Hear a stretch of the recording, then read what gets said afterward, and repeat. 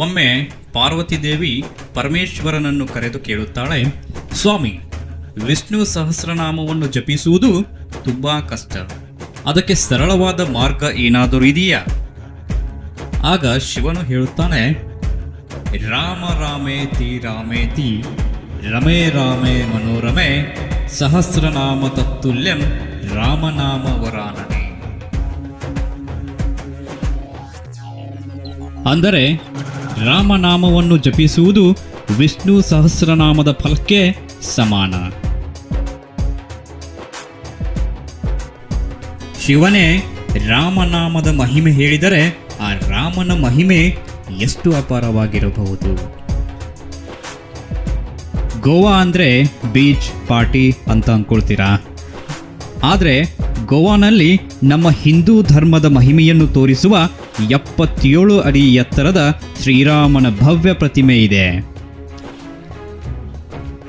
ಇದು ಕೇವಲ ಪ್ರತಿಮೆಯಲ್ಲ, ನಮ್ಮ ಸಂಸ್ಕೃತಿ, ನಮ್ಮ ಧರ್ಮ ಮತ್ತು ಭಾರತದ ಹೆಮ್ಮೆ. ಈ ಭವ್ಯ ಪ್ರತಿಮೆ ಸೌತ್ ಗೋವಾನ ಕಾನ್ಕೋಣದಲ್ಲಿ ಇರುವ ಶ್ರೀ ಸಂಸ್ಥಾನ ಗೋಕರ್ಣ ಪಾರ್ಥಗಾಳಿ ಜೀವೋತ್ತಮ ಮಠದಲ್ಲಿ ಇದೆ. ಪ್ರಕೃತಿಯ ಹಸಿರು ಸುತ್ತಮುತ್ತ ಶಾಂತವಾದ ವಾತಾವರಣ. ಇಲ್ಲಿ ಕಾಲಿಟ್ಟ ಕ್ಷಣದಿಂದಲೇ ಒಂದು ದೈವಿಕ ಅನುಭವವಾಗುತ್ತದೆ. ಈ ಮಠದ ಮತ್ತೊಂದು ವಿಶೇಷತೆ ಎಂದರೆ ಇದರ ಅದ್ಭುತ ಮರದ ಶಿಲ್ಪಕಲೆ.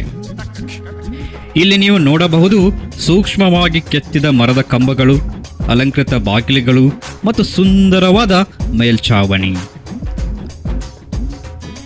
ಈ ರೀತಿಯ ಮರದ ಕೆಲಸ ನಮ್ಮ ಪ್ರಾಚೀನ ಭಾರತೀಯ ವಾಸ್ತುಶಿಲ್ಪದ ಒಂದು ಅದ್ಭುತ ಉದಾಹರಣೆಯಾಗಿದೆ. ಪ್ರತಿ ಕೆತ್ತನೆಯಲ್ಲೂ ಒಂದು ಕತೆ ಇದೆ, ಒಂದು ಸಂಸ್ಕೃತಿ ಇದೆ.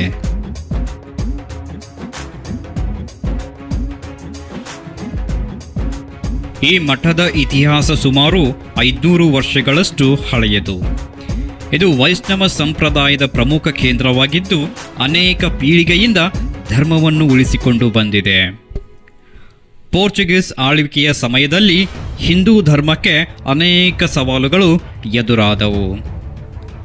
ಆದರೂ ಈ ಮಠದ ಗುರುಗಳು ಮತ್ತು ಭಕ್ತರು ತಮ್ಮ ಸಂಸ್ಕೃತಿ ಮತ್ತು ಧರ್ಮವನ್ನು ಕಾಪಾಡಿಕೊಂಡರು. ಇದರಿಂದಲೇ ಇದು ಇಂದು ನಮ್ಮ ಪರಂಪರೆಯ ಜೀವಂತ ಸಾಕ್ಷಿಯಾಗಿದೆ.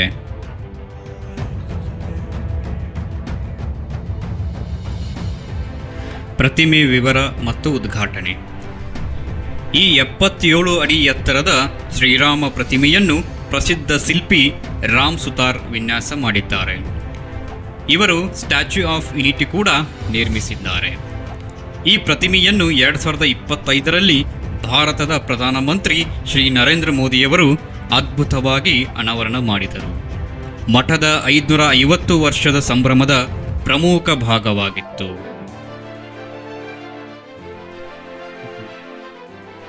ಶ್ರೀರಾಮನು ಮರ್ಯಾದಾ ಪುರುಷೋತ್ತಮ ಎಂದು ಕರೆಯಲ್ಪಡುತ್ತಾರೆ. ಅವರು ಸತ್ಯ, ಧರ್ಮ ಮತ್ತು ಆದರ್ಶ ಜೀವನದ ಪ್ರತೀಕ. ರಾಮಾಯಣ ಕೇವಲ ಕಥೆಯಲ್ಲ, ಇದು ಜೀವನವನ್ನು ಸರಿಯಾಗಿ ನಡೆಸುವ ಮಾರ್ಗ. ರಾಮನ ಒಂದು ಪಾಠ ನಮ್ಮ ಜೀವನವನ್ನೇ ಬದಲಾಯಿಸಬಹುದು. ಶ್ರೀರಾಮ್ ಜೈ ರಾಮ್ ಜೈ ಜೈ ರಾಮ್. ಈ ಮಂತ್ರವನ್ನು ಜಪಿಸಿದರೆ ಮನಸ್ಸಿಗೆ ಶಾಂತಿ ಸಿಗುತ್ತದೆ. ರಾಮ ಎಂಬ ಹೆಸರು ಒಂದು ಶಕ್ತಿಯಂತಿದೆ. ಹಿಂದೂ ಧರ್ಮವು ಕೇವಲ ಆಚರಣೆಗಳಲ್ಲ, ಇದು ಜೀವನದ ತತ್ವ. ಇಂತಹ ಸ್ಥಳಗಳು ನಮ್ಮ ಸಂಸ್ಕೃತಿ ಇನ್ನೂ ಜೀವಂತವಾಗಿದೆ ಎಂಬುದನ್ನು ತೋರಿಸುತ್ತವೆ. ಗೋವಾಗೆ ಹೋದಾಗ ಇನ್ಮುಂದೆ ಬೀಚ್ ಮಾತ್ರ ಅಲ್ಲ, ಇಂತಹ ಆಧ್ಯಾತ್ಮಿಕ ಸ್ಥಳಗಳನ್ನು ಕೂಡ ಭೇಟಿ ನೀಡಬೇಕು. ಈ ಸ್ಥಳಕ್ಕೆ ಬಂದಾಗ ಮನಸ್ಸಿಗೆ ಶಾಂತಿ ಮತ್ತು ದೈವಿಕ ಅನುಭವ ಸಿಗುತ್ತದೆ. ಇಂತಹ ಅದ್ಭುತ ಸ್ಥಳಗಳನ್ನು ನೋಡಿದಾಗ ನಮ್ಮ ಸಂಸ್ಕೃತಿ ಮತ್ತು ಧರ್ಮದ ಮೇಲಿನ ಗೌರವ ಇನ್ನಷ್ಟು ಹೆಚ್ಚಿಸುತ್ತದೆ. ನಿಮ್ಮ ಹೃದಯದಲ್ಲಿ ಶ್ರೀರಾಮನಿಗೆ ಭಕ್ತಿ ಇದ್ದರೆ ಒಮ್ಮೆ ಜೈ ಶ್ರೀರಾಮ್ ಎಂದು ಕಮೆಂಟ್ನಲ್ಲಿ ಬರೆಯಿರಿ. ಈ ದೈವಿಕ ನಾಮ ಇನ್ನಷ್ಟು ಜನರಿಗೆ ತಲುಪಲಿ. ಜೈ ಶ್ರೀರಾಮ್. ಜೈ ಶ್ರೀರಾಮ್.